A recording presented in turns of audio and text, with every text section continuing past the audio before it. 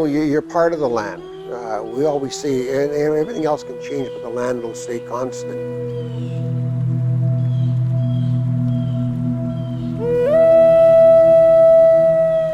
We never surrendered anything. There's no word for surrender in the Cree language, for one thing. Land is something that doesn't go away. It's where our people were on the land.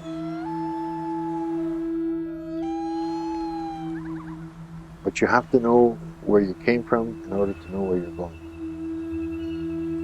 Well, all this land in the first place was ours. For the Chapleau Cree, this is home. The rivers, lakes, and forests have provided for thousands of years.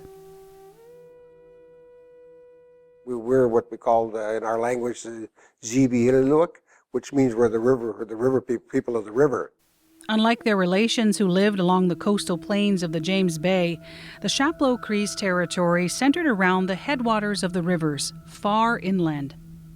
At the turn of the 20th century, both the federal and provincial governments sent commissioners into northern Ontario to initiate treaty talks with the Cree and Ojibwe Indians, all part of a plan to expand European immigration and secure land for mineral and timber extraction.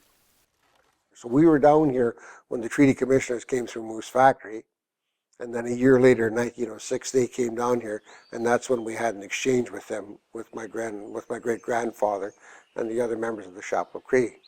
The terms of the James Bay Treaty No. 9 were already spelled out by Canada and Ontario long before their commissioners ever arrived in the north. The commissioners promised the Indian nations annual treaty payments. They promised no restrictions on hunting and fishing, despite concerns raised. And they promised the creation of reserve communities. The Chapleau Cree understood all these promises were in exchange for agreeing to share the land with the newcomers, not surrender it, an interpretation that the Chapleau Cree firmly maintain today. I'm a strong believer that we never surrendered anything. There's no word for surrender in the Cree language, for one thing. For the Chapleau Cree, the amount of reserve lands received fell far short of what was promised in Treaty 9. We were duped out of it by the government. Everybody knows that. Chapleau Cree signed Treaty 9 back in 1906, and the Treaty 9 states very clearly that 1 square mile will be given to each family of 5, which is equivalent to 128 acres per person. But the total amount of land actually given was 192 acres for the entire nation, which worked out to be less than 3 acres per person. I don't know that people really realized in the beginning, they were given a small reserve upriver here. In those days, I don't think people protested that sort of thing. You were told this is what you have and this is the way it was, and nobody thought that they could fight that sort of thing. I guess if you want to call it the start of our TLE entitlement, we could virtually use that date, because what happened at that time was we were given some land called Indian Reserve 75 where the two rivers meet, and that was our reserve, and it wasn't very good land, and I guess this is one of the reasons why we didn't live there as a community. But they didn't do the first survey until 1914. Okay, so from 1906 there was an 8-year gap. When they came and did the survey, they did it in the wintertime. Okay, and then after they looked back at the land in the spring, they found that 90 acres of the land was underwater with bog. Over the years, without a usable land base to build a community, members slowly moved away. Then, in the early 80s, people started making plans to return home. It was around 1980, we thought there might have been a threat that we would even lose that as an Indian reserve, let alone lose our reserve status. So we had a meeting, and we decided we would have an election. We had the meeting and the election at our house in Sault Ste. Marie, and why we had it there was the majority of the voting band members resided in Sault Ste. Marie instead of up here, because there was more people down there when we looked at the original 40 people. The intent was, when we came back, was to go back and build on the old reserve. However, because Chapleau was going through some infrastructure problems, and they built a sewer lagoon just west of us, and the water and everything else was uninhabitable. So there was a lot of things that happened back there. With the town of Chapleau not willing to move its sewage system, the Chapleau Cree began the process of finding a suitable replacement for their reserve. They would eventually get some land to create the Fox Lake Reserve, just south of Chapleau. It was during this time that the broken treaty promise was revealed. That's when we became aware of the shortfall. When we moved here, I think, like I said, it's about 2,423 and change acres here. When we signed off on that, we signed it was non-prejudicial, so it would have no impact on the actual land owing under the treaty. And back in 1996, after we got established here, we started looking back at the shortfall, and that's when we sent and get our claim validated, and that's when the claim was validated when we started working on it. And I think in 1998, when I was the chief, they validated the claim and said, yes, you have a valid claim. And that's when we started our, the preliminary negotiations. It would be another 10 years before the treaty land entitlement claim negotiations would begin in earnest with Canada and Ontario. 100 years after the Chapleau Cree agreed to the terms of Treaty 9 in 1906. That's a long time for them to settle something in. And probably the government would not have been even prompted to settle these claims had it not been for the Ipperwash inquiry, where one of the recommendations was that they settle some of these land claims. Having said that, they haven't done it very quickly. In 2008, Chapleau Cree retained OKT as their legal counsel, and we put together a negotiating team. Caitlin Ritchie, the daughter of a Chapleau Cree First Nation band member, is also an associate at the Toronto law firm Otheus Clear Townshend. It was a clear legal obligation that was easily identifiable. It was it's clearly written in the treaty that 1 square mile should be given to each family of 5. And it was a clear shortfall that, that 8,101 acres were not given to Chapleau Cree. So it was a pretty, blatant unfulfillment of a clear promise. So I think that was the trigger that kind of said, it's a clear violation of the treaty. Let's move forward with that. Together with their legal counsel, the Chapleau Cree devised a strategy aimed at securing the best possible offer from Canada and Ontario in the shortest amount of time. But they'd have to present supporting evidence every step of the way, from the amount of land owed to the amount of financial compensation due, after more than a century of being denied the use of their reserve lands. We're tough. I play tough. We all play tough at that table. You have to. Ontario's obligation is to give the land. Canada's obligation is to give compensation, although they don't like to call it compensation. A lot of the discussions we got in, like the real nitty-gritty discussions, all had to revert back to us knowing what we were talking about. And there was some really heavy some negotiations, but we didn't back down because we knew our attachment and we knew the history. And the history of the community wasn't on some bookshelf. It's a living memory, which goes back more than 100 years, thanks to the contributions of community elders such as Donald White. I was born in Chapleau. I trapped and hunted on the land here for many years in my teens. My grandmother couldn't talk English. She was from Moosonee. And I used to go camping with her a lot. She loved to go camping. She taught me how to snare rabbits, how to set net, how to make a net, how to knit snowshoes, how to make snowshoes, all that stuff. I could do that. Donald is full of memories of an era long past. He remembers when he had the chance to make the trip of a lifetime, to go on a canoe expedition to Moosonee and Moose Factory as a young man. I remember coming down, we stopped at one place called Matisse.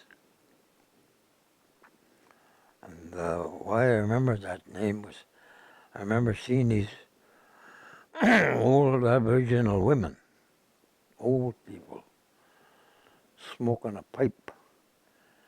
But they were the clay pipes. I don't know if you ever heard of them.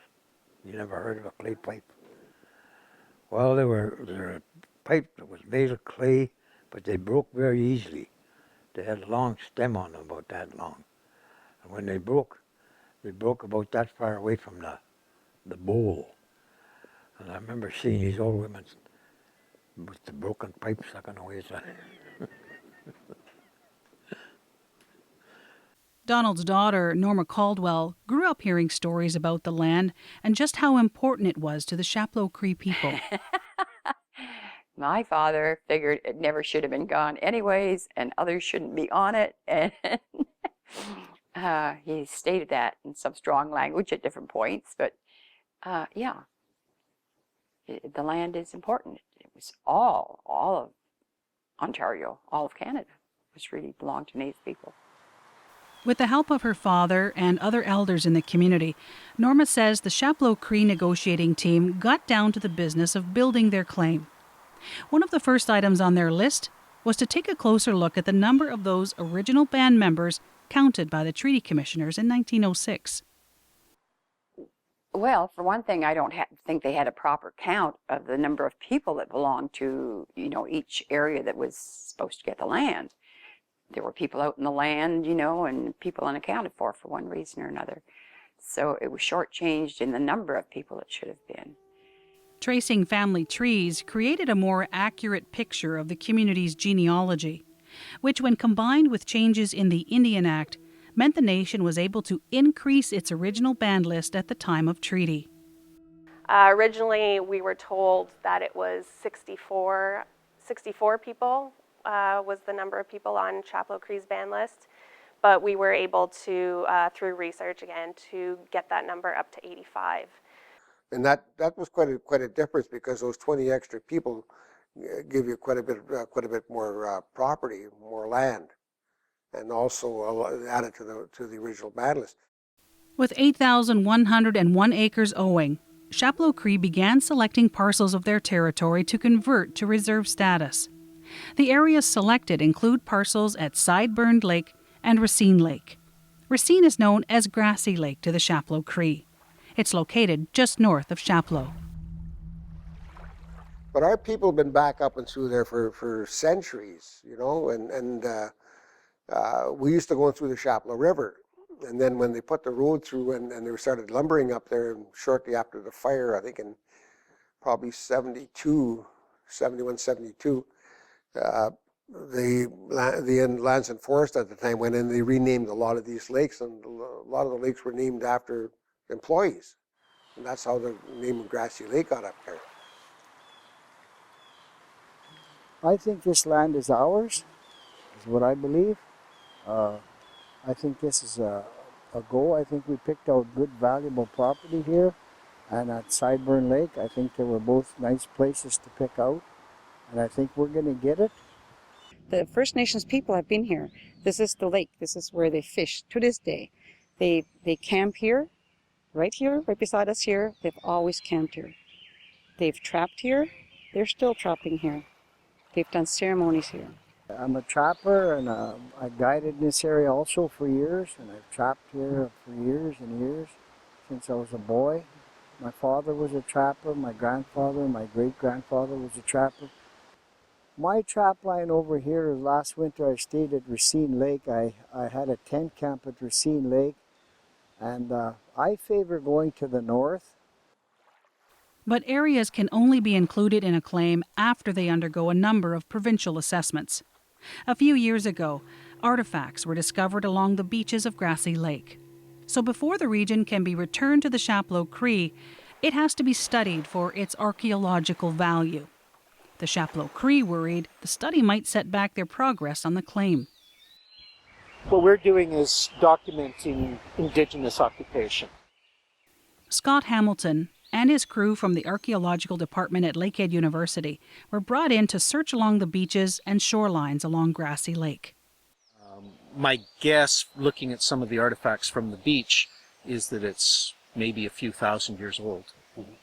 So there could be some considerable antiquity here. So we were quite excited when we started spotting these because they give clear and unequivocal evidence that there is archaeological deposits, old camp remains that remain intact up under the trees here.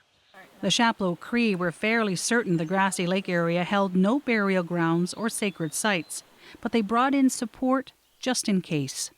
I'll repeat, I'm not an archaeologist, I'm a culture monitor, and I'm here in case something should be found. I know what to do.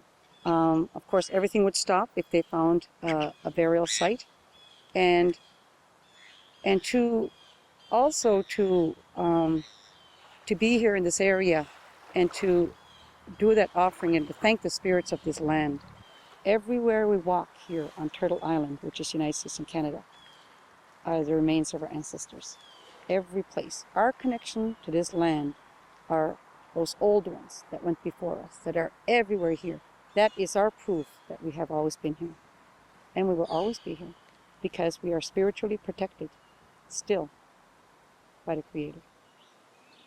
In the end, the provincial archaeological study of Grassy Lake turned up bits of clay pots, fire-cracked rocks, some glass beads and arrowheads. Nothing that would prevent the land claim process from moving forward. But that wasn't the only requirement imposed by Ontario in the claims process. They also had to go through the process of consulting with so-called third-party interests, and that's everybody from a camper to a bait fish harvester's license holder to a tourist camp. Any third party, and that's everybody, group or individual people that use the land for recreation or otherwise. Chief Corsten acknowledges some have concerns about how his community's claim will impact their lives. He recalls one public consultation meeting in Chapleau in particular. The one that they had there was a couple of hundred people who were quite angry until I walked in. You know, I just kind of told them what it was all about, you know. So it's not that they're liking it, and it's not that they have to like it. Okay? It's about, this is what has to be done. This is what's right. I mean, I heard people talking about this lake right here and going, oh yeah, well, you know, I've been going up there for 30 years and you know, I've been water skiing, and I'm thinking, we've been here 10,000 years. Don't talk to me about your water skis, you know.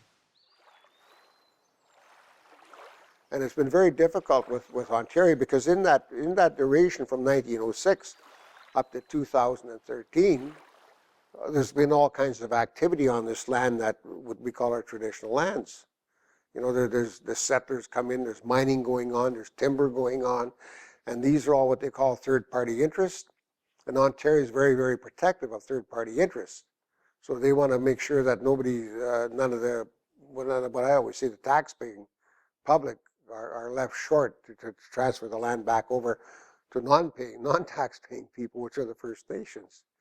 And that's part of the problem. So everyone that has a stake or a vested interest or even a suggested interest all have to be satisfied. Like if you got 5 lakes on this entitlement that we've carved out to catch minnows, you have to be looked after to give you 5 other lakes that you can go and catch your minnows. You know, so these are the things that really bogged down and made it very difficult for us. Ontario's environmental assessment process has been a long process. Yes, it's an obligation under law, but at the same time, it's understandable that it would be frustrating to a First Nation community who, you know, this is their land and they are owed this land and have been owed this land since the 1900s. So Despite some frustration and a few tense moments, there is solid support for Chapleau Cree's bid to resolve its land grievance.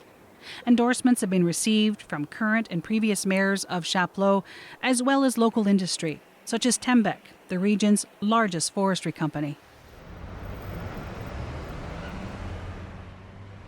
From downtown Toronto, the team at the OKT law firm submit all the evidence needed to support both the land selection and financial compensation components of the treaty land entitlement claim. The evidence is accepted. Ontario approves Chapleau Cree's claim to 8,101 acres of land, split between Sideburn Lake and Grassy Lake. With the land selection settled, negotiations could then turn to determining the amount of financial compensation owed to the Chapleau Cree, compensation for not having access to lands entitled to from 1906 to present day. We did a lot of work on the valuation component. A lot of research went into that part.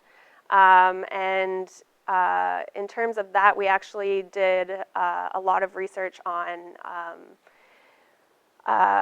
trying to identify points in time where the land value peaked, and trying to get that, to marshal up enough evidence to be able to say to Canada, like, you know, these particular lands were of such high value at this point in time, that should be taken into consideration when determining loss of use. This was a major area in lumber cutting in Canada, this Chapleau area. There's a lot of history here for the economic development. We were able to do that successfully in a couple circumstances. One was bushland value, so we were able to show that there was a forestry boom in Chapleau at a certain period of time, and we were able to get enough evidence to support that and to have that included in the valuation, which ended up increasing the eventual loss of use component for that.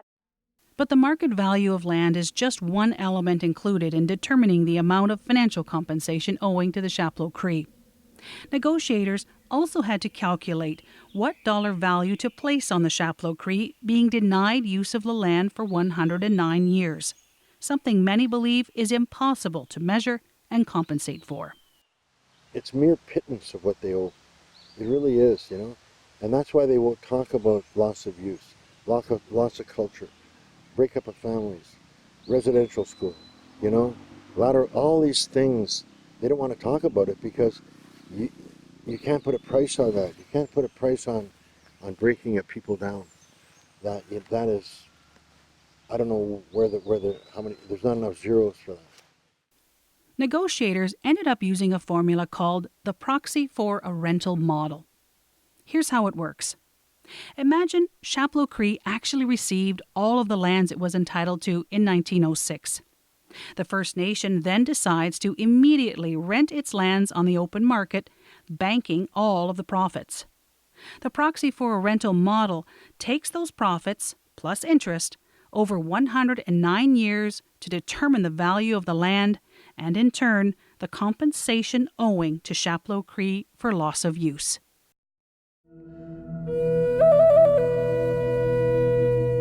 On April 8, 2015, Canada makes a global offer of $21.5 million. A good portion of that, $19.3 million, is compensation for loss of use. The remaining $2.2 million is compensation to reimburse Chapleau Cree First Nation for all of its negotiating costs, which includes land surveys and any loan interest. I think it's going to give warm hearts, because I believe that when you're owed something for so long, it's like relief. It's finally, you know, that's going to be a big part of it for the people to say, you know what, that's good. That's good that we finally got. It took us a long time, but you know, we're there now, and so you know, I think it's satisfying for them, and it's a chapter. You know, you can turn the page on that chapter, you know. Negotiators also managed to secure an additional 1,600 acres on top of the 8,101 acres entitled. The extra acreage is meant to compensate the nation for any lands that were underwater or taken for roadways. The settlement offer is meant to satisfy all legal claims the Chapleau Cree First Nation has against Canada and Ontario for failing to provide the reserve lands promised under Treaty Number 9.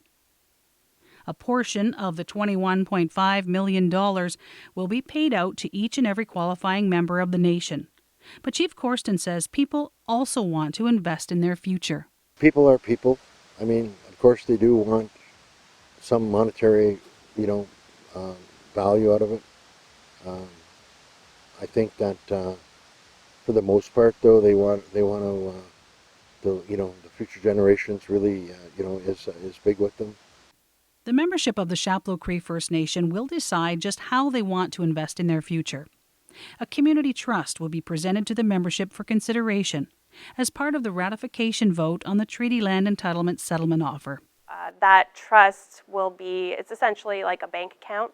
It'll be set up and there will be rules put together by a committee and as to what and how that money can be spent on.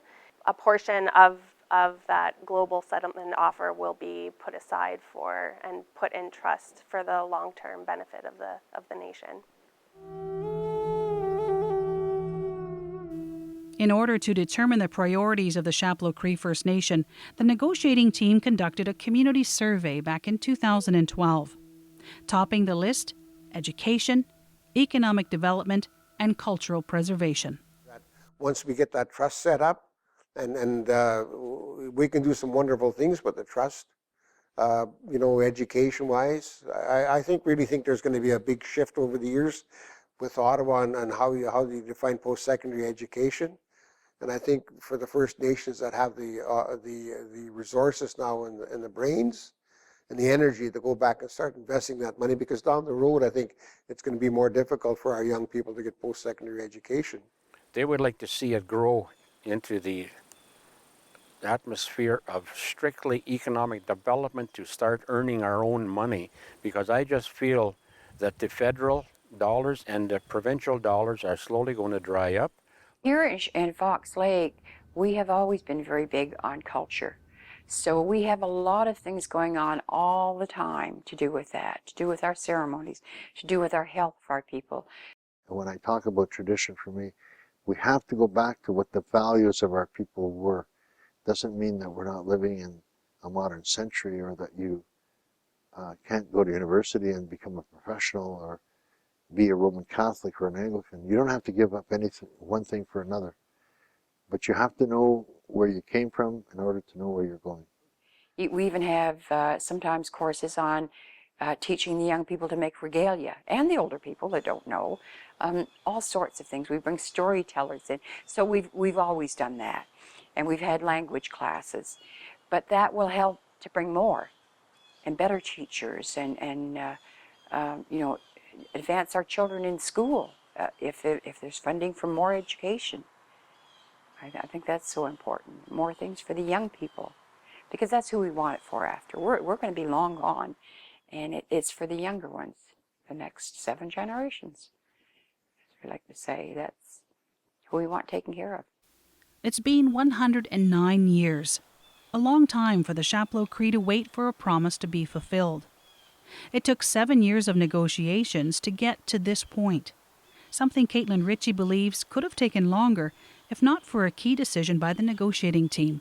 So we actually, instead of having a trilateral negotiating table involving all 3 parties, our overall strategy was to have 2 bilateral tables, one with Ontario, one with Canada, to kind of, there's lots involved in these negotiations, and they each have kind of their own processes, and we figured it might actually speed things up if we kind of divvy the 2. Ultimately, the community will decide if the negotiating team's strategy worked or not. The next step in the process to settle the treaty land entitlement claim is to put the settlement offer to a community vote. If the offer fails to win support, the Chapleau Cree have the option to try and settle their land claim in the court system. However, that would most certainly mean a lengthy and expensive court battle with no control over the outcome. But if the majority of Chapleau Cree band members vote in favor of the offer, the members of the community can begin to chart their own course. We have to take control over our own destiny and what was intended, and the intent of the treaty, the true intent of the treaty, and grab it. I'd like to see them get their land back. Will hopefully do some good for the band in the future. Land is something that doesn't go away. It's where our people were on the land. So not just for people like my father, who's 100 years old, to see this land returned, but for myself. I have 5 generations living here on this reserve right now, 5. I want 5 more after that, and I want them to know this is their home. You know, I always tell people, you know, until you go back to the land and reconnect, you're a lost soul. Well, we'll have what our ancestors signed their acts to. We'll have it'll be a start on the deal that they made us originally. It'll be the beginnings, you know what I mean?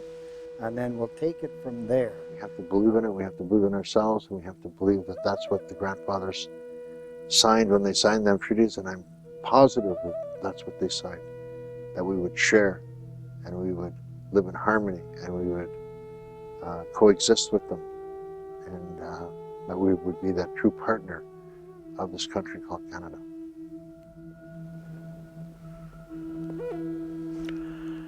All this land in the first place was ours. I'd sooner live in the bush than live in the city. So that, as far as I'm concerned, it's the only life. I'm in good shape. I can jump around if I want to.